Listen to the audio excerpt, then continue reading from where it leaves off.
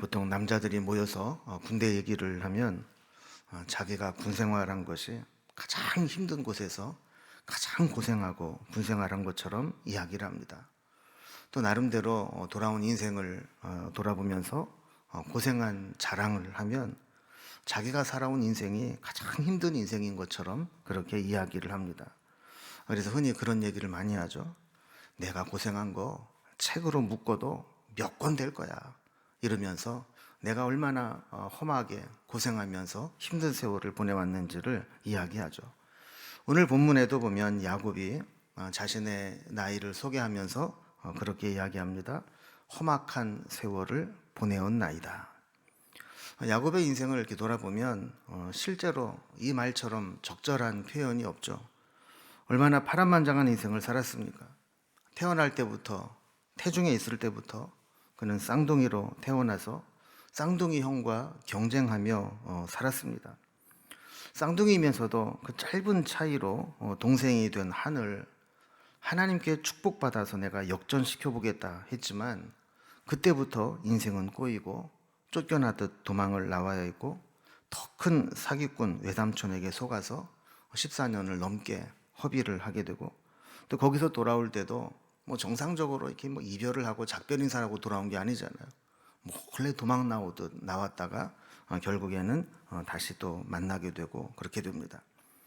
막상 다시 아버지 집으로 돌아오려고 나섰지만 아버지 집에 가까울수록 형 에서와의 만남이 두려웠습니다. 그는 마지막에 천사와 씨름하면서 허벅지 관절이 어긋나고 또 거기에 붙어 있었던 둔부 힘줄이 상하여 장애를 입게 됩니다. 성경학자들은 아마도 야곱의 남은 생애는 다리를 쩔뚝이면서 장애를 가지고 살았을 것이다 이렇게 해석을 하기도 합니다. 어쨌든 이러한 상황이 에서가 볼 때에는 형이 복수를 하기보다는 좀 다리도 절고 저 불쌍한 저 동생을 보면서 긍휼히 여기는 마음이 생기게 되었고 결국 그 야곱을 품어주고 화해를 하면서 야곱은 아버지 집으로 돌아갈 수 있게 되었던 것이죠. 근데 야곱의 이 험악한 인생은 이게 끝이 아니었습니다. 진짜 험악한 세월은 지금부터 시작입니다. 야곱이 그렇게 애지중지하게 아꼈던 아들 요셉이 실종됩니다. 다른 아들들이 가져온 찢기고 피 묻은 요셉의 옷을 보면서 요셉은 죽은 것이 분명하다고 생각을 하게 됩니다. 그렇게 야곱은 요셉이 죽은 줄 알고 아픈 마음을 가지고 22년을 넘게 살아오게 됩니다. 부모 입장에서는 자기가 고생하는 것은 얼마든지 감당하고 이겨낼 수 있습니다. 그런데 자식이 고생하거나 자식이 잘못된 모습을 지켜보는 것은 얼마나 고통스러운지 모릅니다. 근데 야곱에게 있어서 바로 이렇게 자기가 가장 사랑하고 아끼는 아들이 잘못됐다라는 생각을 하게 되면서 한을 품고 살아온 것이죠. 더군다나 그것이 다른 사람도 아닌 아들들에 의해서 속아서 그렇게 살아온 겁니다. 그러나 기근을 만나서 양식을 구하러 애굽에 다녀온 아들들을 통해 요셉이 살아있다는 소식을 접하게 되고 이제 드디어 그 요셉을 만나러 가게 되는 겁니다. 바로를 만나서 나이가 얼마나 되냐고 물었을 때 야곱은 순간 자신의 살아온 인생의 연수만큼 그의 인생이 얼마나 고생이 되었는가 험악했는가를 돌아본 것 같습니다. 그래서 47장 9절에 보면 내 나그네 길의 세월이 130년이니이다.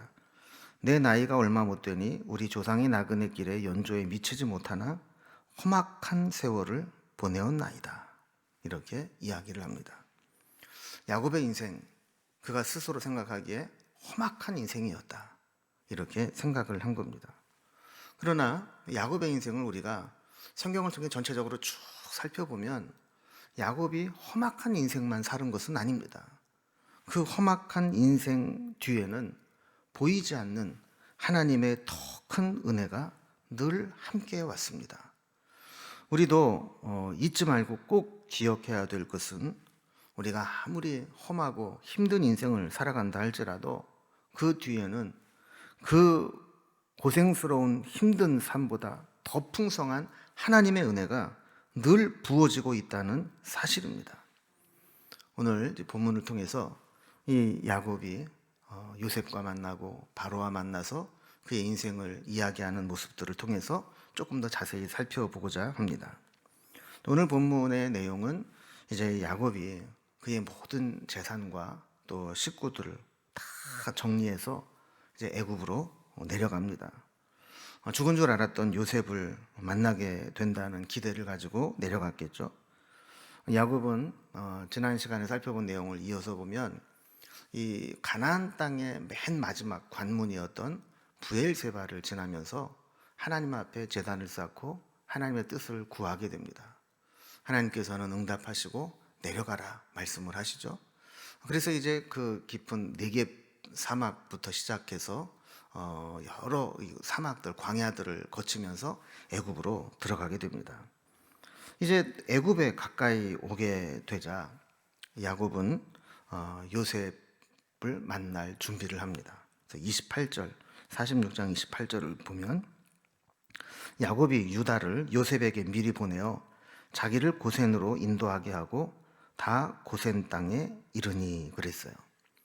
자, 이제 고센 땅에 가까우게 되었을 때 야곱이 유다를 선발대로 요셉에게 보냅니다. 그리고 고센 땅으로 갈 테니까 그곳으로 마중 나오라는 메시지를 전달합니다. 이것은 이미 요셉이 형들을 만나서 아버지에게 내려오도록 이야기를 할 때 고센 땅에 살게 될 것이다 라고 미리 얘기를 했어요. 그래서 창세기 45장 10절에 보면 요셉이 이런 말을 전달을 했었습니다. 아버지의 아들들과 아버지의 손자들과 아버지의 양과 소와 모든 소유가 고센 땅에 머물며 나와 가깝게 하소서. 그러니까 이미 요셉의 머릿속에는 우리 아버지와 식구들이 내려오면 요 고센 땅에 살게 해야지 이렇게 계획을 세웠던 겁니다. 야곱이 애굽에서 내려와서 이제 고센 땅으로 가게 되고 미리 요셉에게 전가를 보냈고 요셉이 이 소식을 듣고 아버지를 만나러 옵니다. 근데 요셉이 수레를 갖추고 고센으로 올라가서 아버지와 일행을 영접했다 그래요. 요셉이 타고 간 이 수레는 원어적 의미를 보면 일반적으로 우리가 사는 어떤 그 승용차의 개념이 아니고 전쟁에 사용되는 전차를 의미합니다. 이런 의존용 교통수단을 가지고 격식을 갖춰서 이제 아버지를 영접했다라는 겁니다. 그리고 오늘 본문을 만약에 드라마로 만약에 딱 만든다면 얼마나 이 감동적인 장면이 연출되겠어요. 이산가족 상봉 아닙니까? 22년 만에 죽은 줄만 알았던 그 아들을 만나게 되고 또 요셉도 꿈에도 그리던 그 아버지를 만나게 되는 그 기가 막힌 장면, 그 장면이 오늘 이루어지는 겁니다. 말씀을 보면 목을 어금맞춰 안고 얼마 동안 울었다 그래요. 그러니까 뭐 찔끔 눈물 흘린 정도가 아니라 그냥 부둥켜 안고 한동안 그 감정이 소진될 때까지 그렇게 울었던 겁니다. 자, 야곱이 이제 요셉에게 이야기합니다. 30절에 보면 내가 지금까지 살아있고 내가 내 얼굴을 보았으니 지금 죽어도 족하도다. 그럼 이게 솔직한 심정이겠죠. 죽은 줄로만 알았던 아들이 이렇게 멀쩡하게 살아있고 더군다나 이 애굽의 총리가 되어서 멋진 모습으로 탁 나타나서 우리의 살 길을 열어주고 있으니 뭐 더 이상 바랄 게 뭐가 있겠어요. 요셉은 이제 절차대로 바로에게 이제 보고를 하도록 안내합니다.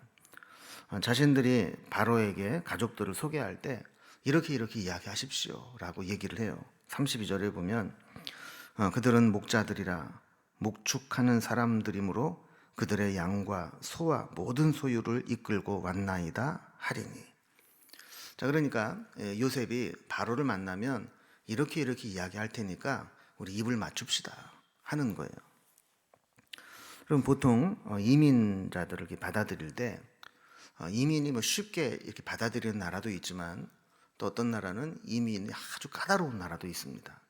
근데 이민을 받아들이는 조건 중에 하나가 투자 이민이라는 게 있죠. 그 재산을 많이 가지고 들어가서 뭐 그 은행에 예치를 한다든가 아니면 뭔가 투자를 한다든가 이런 증빙이 되면 영주권을 주고 시민권을 주고 비자를 내주고 이렇게 하는 것이 수월해지는 겁니다. 자, 그렇게 되면 이제 자기네 본국에게도 이제 경제적인 이득이 되고 저 정도 사람이라면 와도 손해가 되지 않겠다 이렇게 판단이 되니까 이제 사람들을 이제 받아들이게 되는 거죠. 지금 요셉도 이제 그런 걸 계속 지금 바로에게 주지를 시키는 겁니다. 저 거렁뱅이들이 와서 우리 막 축내고 여기에서 막 사고치고 이런 사람들이 아니라 원래 재산도 많고 원래 양을 치고 목축하는 사람들이라 소와 양을 많이 가지고 있는데 그걸 다 가지고 왔습니다. 그러니까 우리에게도 손해될 게 하나도 없습니다. 이런 이제 얘기를 하는 거죠. 자, 그러면서 이제 바로가 만약에 너희 직업이 뭐냐 이렇게 물으면 34절에서 이렇게 이야기하라고 얘기를 해요. 주의 종들은 어렸을 때부터 지금까지 목축하는 자들이온데 우리와 우리 선조가 다 그러하나이다 하소서 그랬어요. 자, 그러면서 우리가 조상 때부터 목축을 해왔는데 그렇게 이야기된 이유가 뭐냐면 애굽 사람들은 목축하는 사람들을 마치 불가촉 천민을 상대하듯 꺼려했고 가증 여겼기 때문이라는 거예요. 그러면 여러분 우리가 보통 생각할 때 우리의 가족을 이렇게 소개한다고 할 때 우리 가족들이나 친척들이 아주 저기 잘 나갔고 훌륭한 사람들이고 저쪽에서 막 이렇게 막 지위도 높고 이런 사람이라고 소개하고 싶어요? 아니면은 뭐 저쪽에 살 때 아주 천민이었고 그래가 상종하기도 싫어하는 사람들이었고 이렇게 말하고 싶어요. 아마 보통 사람들은 자기 가족을 소개할 때 우리 가족이요 비록 지금은 여기 애굽에 내려왔지만 가나안 땅에 있을 때는요 뭐 대학 교수였고 뭐였고 장관 해먹고 뭐 다 이랬던 사람들이에요. 이렇게 말하고 싶지 않겠어요? 근데 요셉은 좀 철저하게 애굽 사람들이 아주 가증히 여기는 목축하는 사람들이라고 단단히 지금 당부를 하는 거예요. 딴 얘기하지 말라고. 우리 할아버지 이삭 때 우리 농사도 지었다고 뭐 이런 소리 하지 말고 또 우리 이삭은 우물 파는 기술자였다고 이런 얘기 하지 말고 그냥 목축하는 사람이었다 이 얘기만 하라는 거예요. 그럼 왜 그랬을까요? 이것은 애굽과 바로의 상황을 잘 알고 있는 요셉이 이제 야곱의 자손들이 애굽에 와서 살아갈 때 서로 이제 적절한 관계를 유지할 수 있도록 정략적인 제한을 하는 겁니다.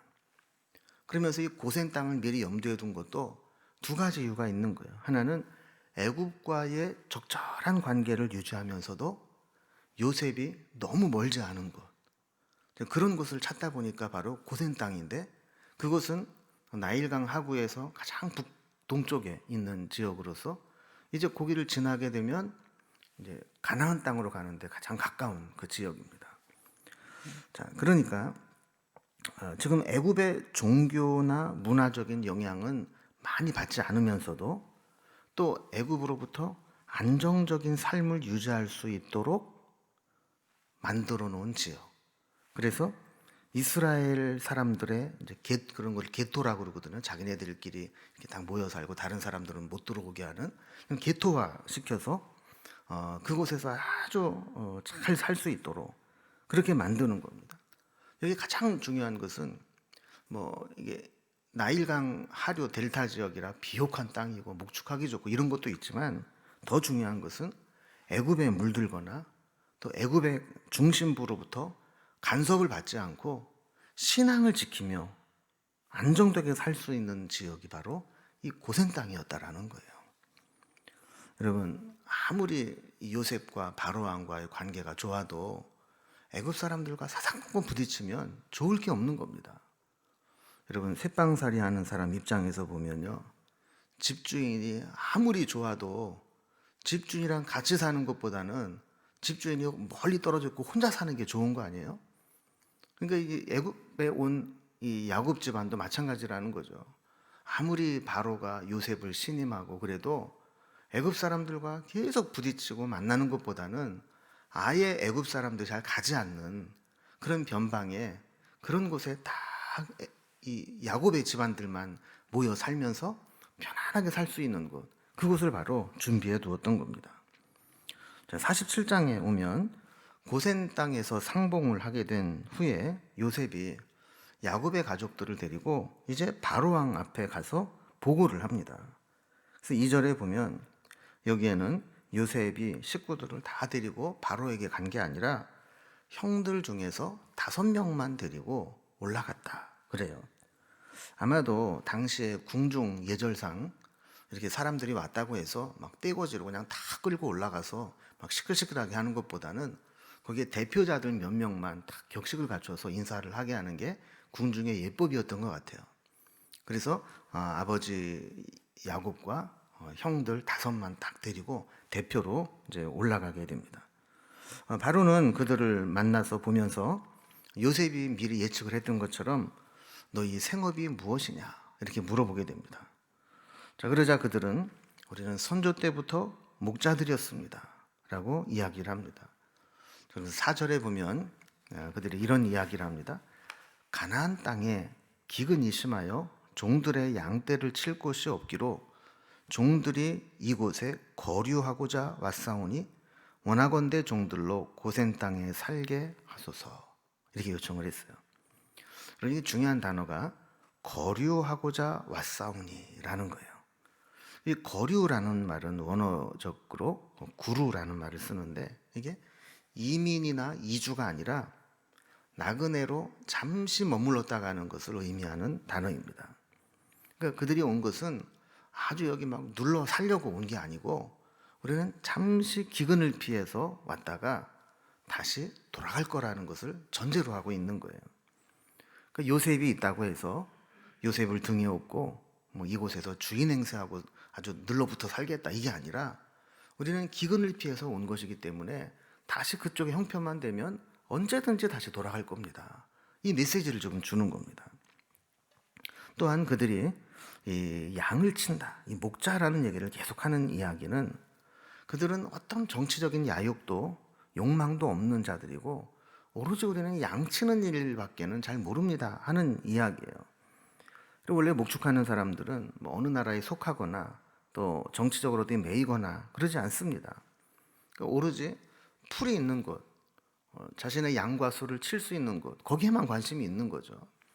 그래서 나중에 혹시라도 가나안 땅이나 이쪽 사람들과 전쟁이 붙어도 우리는 뭐 그쪽 편을 들거나 뭐 그럴 사람들이 아닙니다. 그래서 형편만 허락하면 언제든 우리는 떠날 사람들이기 때문에 바로에게 정치적으로도 또 위협적인 존재로 부상할 일은 없을 겁니다. 자, 이러면서 애굽에 최대한 부담이 가지 않도록 이런 이야기를 하는 겁니다. 이 이야기를 들은 바로는 안심을 하면서 오히려 그 뭐 능력 있는 사람이 있으면 내 가축도 좀 관리해달라 그래 이렇게 이야기를 하는 거예요. 기왕 이렇게 되었으니까 애굽 사람들이 꺼려하는 일을 맡아서 해달라는 거예요.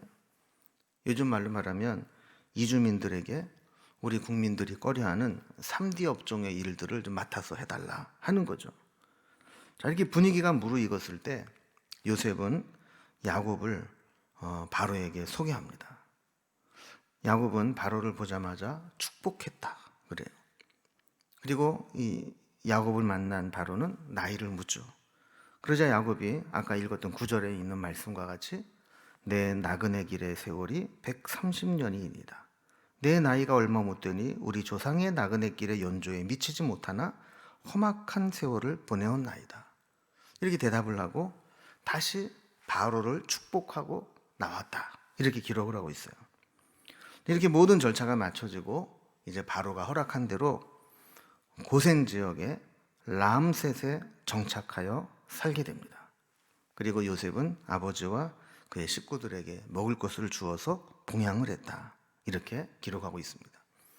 자, 그럼 이런 내용 속에서 이제 오늘 본문이 우리에게 주시는 몇 가지 교훈들을 좀 정리해 보려고 합니다. 먼저 첫 번째로 우리가 기억해야 될 것은 우리가 험악한 세월을 보내지만 그보다 더 큰 은혜가 늘 우리에게 부어지고 있다는 것을 기억해야 됩니다. 야곱은 자신의 인생을 두 가지로 소개했습니다. 하나는 자신의 인생의 길이가 내 조상들에 비해서 길지 않다. 내 짧은 인생을 살았다라는 이야기고요. 또 하나는 인생의 내용면에 있어서 볼 때 누구 못지않게 짧은 인생을 살았지만 험악한 세월을 살았다. 이 이야기를 지금 부각하고 있는 겁니다. 저들이 애굽으로 내려간 것은 기근으로 인해서 내려간 것이지만 우리가 가만히 살펴보면 그 속에는 하나님의 은혜의 손길이 있었습니다. 그들을 구원하기 위한 구원 계획이 있었고 그들을 430년 동안 애굽에서 번성하도록 한 가족이 한 나라를 이룰 수 있도록 그렇게 만들도록 세밀하게 준비하시고 인도하셨습니다. 특히 기근을 피해서 이 생존에 필요한 모든 조건을 갖춘 것으로 인도했고 또 요셉을 만났다는 것은 단순히 이산 가족을 만났다는 것이 아니라 앞으로 하나님께서는 야곱의 아들들을 통해서 12지파를 형성하실 것인데 그 잃어버렸던 아들을 다시 만나게 함으로써 온전하게 12지파를 이루게 하시는 하나님의 뜻도 이루어지게 됩니다. 여러분 오늘 예배를 드리고 말씀을 듣는 분들 가운데에도 아마 인생을 가만히 이렇게 돌아보면 정말 나 고생 직사하게 했지. 정말 나보다 힘든 인생을 산 사람 없을 거야. 아마 이런 생각을 하시는 분이 있을지 모르겠습니다. 그래서 만약에 누군가가 아유 그동안 어떻게 사셨어요? 이렇게 물어보면 말도 마.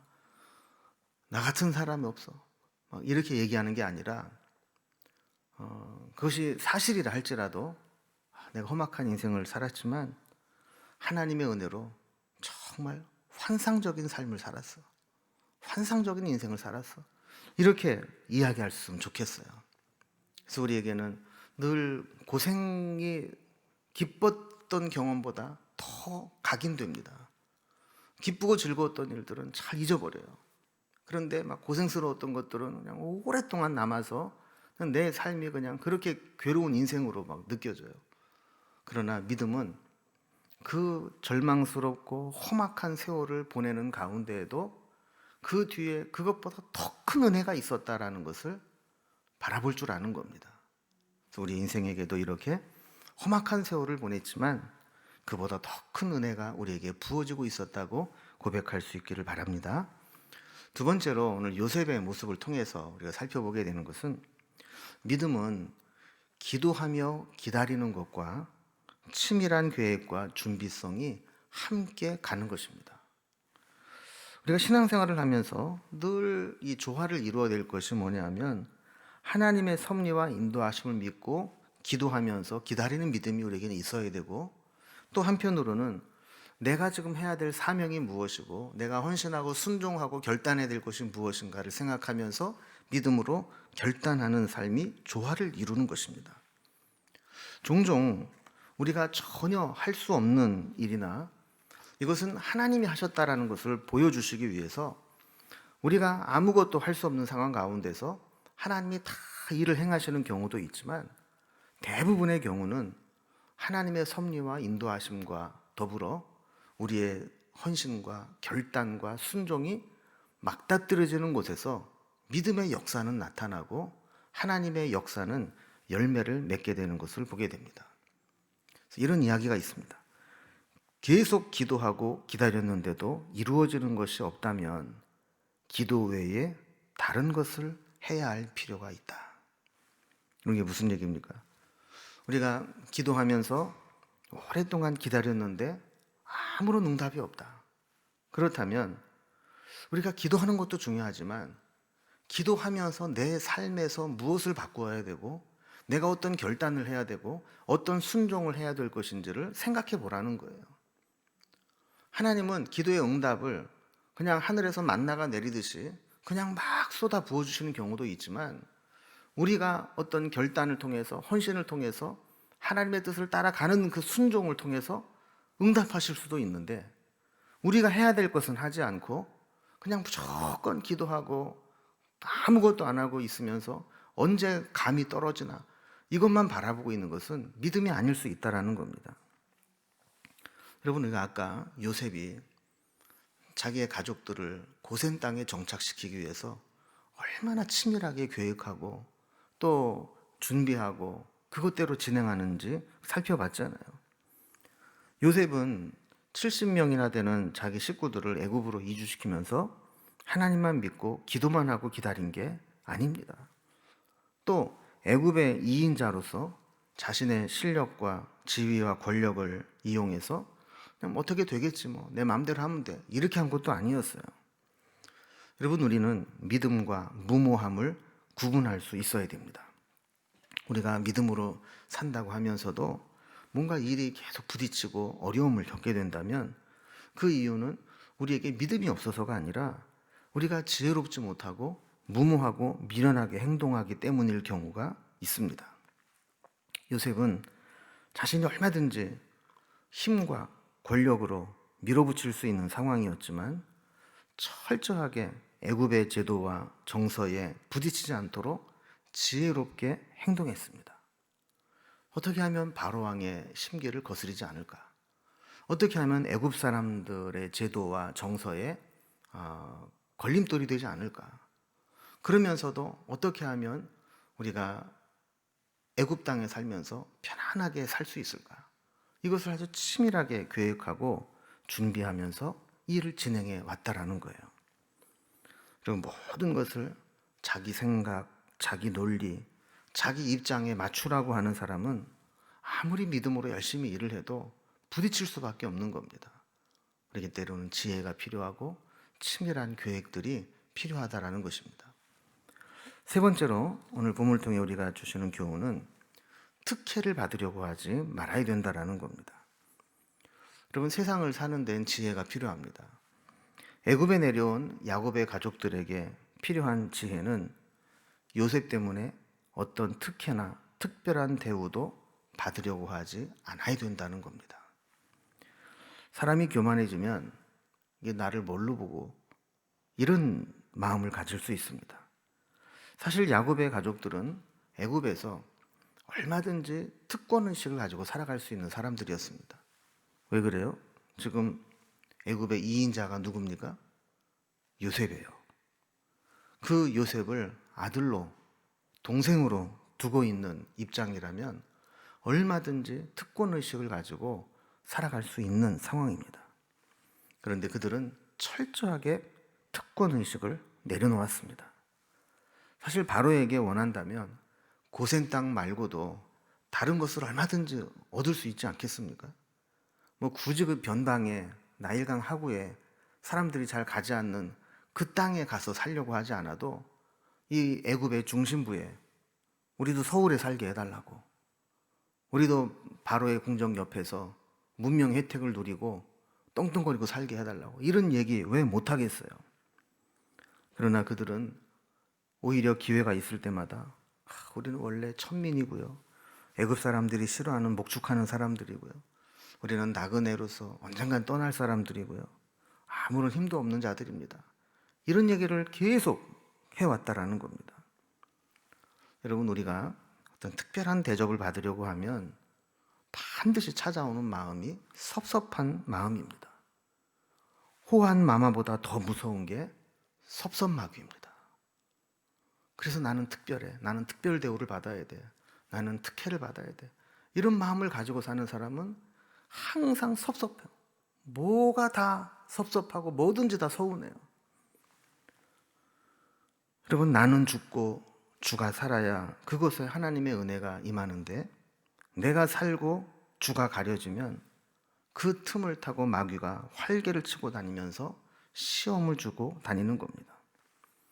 여러분, 특히 직분이 올라갈수록, 교회를 오래 다녔을수록, 신앙생활을 오래 했을수록 모든 특권의식을 내려놓고 가장 낮은 자리에서 섬기려는 마음으로 살아야 됩니다. 그러면 조금만 잘해줘도 다 은혜고 감사하고 그렇지 않겠어요? 그런데 이게 나를 뭘로 보고 나는 이 정도 대접받아야 돼, 늘 이런 마음을 가지고 사는 사람은 거기에 미치지 못하면 모든 게 서운하고 섭섭한 거예요. 애굽에 내려온 야곱의 가족들이 이렇게 모든 요셉 때문에 특권의식을 가지려고 하지 않고 오히려 다 내려놓고 낮은 자라고 내려갔을 때 은혜가 임했던 것처럼 우리도 그런 자세를 가지고 살아가야 된다는 겁니다. 마지막 네 번째로, 믿음의 사람은 축복하는 사람이 되어야 한다라는 겁니다. 여러분, 야곱과 바로의 이 첫 만남을 우리가 성경을 통해 읽으면서 그럼 보면서 좀 어색하다 이런 거 못 느끼셨어요? 여러분, 지금 야곱이 처음 만났을 때나 또 만나고 나올 때 야곱이 바로에게 뭐 한 게 있죠. 뭘 했어요? 축복했다는 거예요. 여러분, 신분으로 보면 누가 높습니까? 바로 왕이 높죠. 왕과 어디서 좀 온 이 외국인과, 그것도 뭐 곡식 사러 좀 얹혀 살려고 온 사람인데, 이 사람 사이에 축복을 하면 누가 축복을 해야 돼요? 바로가 축복을 해야 되는데, 지금 오히려 야곱이 들어갈 때 축복하고 들어가고 나올 때 축복하고 나오고, 지금 이런 모습을 보고 있다는 겁니다. 여러분, 하나님의 이름으로 축복하는 것은 세상적인 신분이나 성공 여부나 나이를 가지고 하는 게 아닙니다. 하나님의 백성들은 복의 근원이 되는 사명과 특권이 있습니다. 그래서 믿음의 사람들, 하나님의 백성들은 축복하는 권리가 있어요. 그래서 우리는 누구를 만나든지 하나님의 이름으로 축복하는 자가 되어야 합니다. 여러분, 믿음의 사람은 늘 보는 사람마다 막 축복하고 싶은 마음이 생겨야 돼요. 쟤도 축복하고 싶고, 쟤도 잘 되면 좋겠고, 저 사람도 하나님 막 복을 막 드려봤으면 좋겠고, 막 이런 마음이 들어야 이게 믿음의 사람이에요. 저놈도 망했으면 좋겠고, 저것도 잘못됐으면 좋겠고, 요즘 귀신들은 뭐 하는 몰라, 저런 거 안 잡아가고, 막 이러면서 막 원망하고 미워하고 시기하고, 이건 하나님의 사람이 아니라는 거예요. 여러분, 야곱을 보세요. 지금 그 어마어마한 애굽이라는 이 제국의 황제인 바로를 보고도 그는 꿀리지 않고 들어갈 때 축복하고 들어가고 나올 때 축복하고 나오면서, 너는 내 축복을 받아야 돼. 너도 하나님의 복을 받아야 사는 거야. 네가 지금 이렇게 떵떵거리고 사는 것은 하나님의 복을 받은 요셉 때문에 내가 그런 거야. 이런 자신감으로 축복하고 살았다는 거예요. 그래서 결국 야곱이 바로 앞에서 전혀 주눅들지 않고 하나님의 종으로 바로를 축복할 수 있었던 것은 바로가 요셉에게 역사하신 하나님을 이미 알고 있었기 때문입니다. 여러분, 바로는 지금 요셉 때문에, 원님 덕분에 나팔불게 생긴 거예요. 요셉이 그 꿈을 해몽을 해주고 7년 동안 풍년이 임할 때 잘 대비하게 했다가 7년 동안도 흉년이 시작될 때 그것들을 잘 관리하고, 우리가 다음 시간에 살펴보게 될 내용을 보면은요, 이 요셉이 위기 관리 능력이 정말 탁월합니다. 그 모습들을 이렇게 보게 되면서 그 바로는 깨달은 거죠. 이거를 깨닫게 하고 알게 하는 것은 요셉이 믿는 하나님이다. 그 하나님이 역사의 주관자이고 그 하나님이 우리의 모든 것을 주관하시는 거죠. 이거를 이미 바로는 알고 있었던 거예요. 그럼 만약에 그렇지 않았다면 요셉이 축복한다고 그랬을 때 바로가 뭐라고 그러겠어요?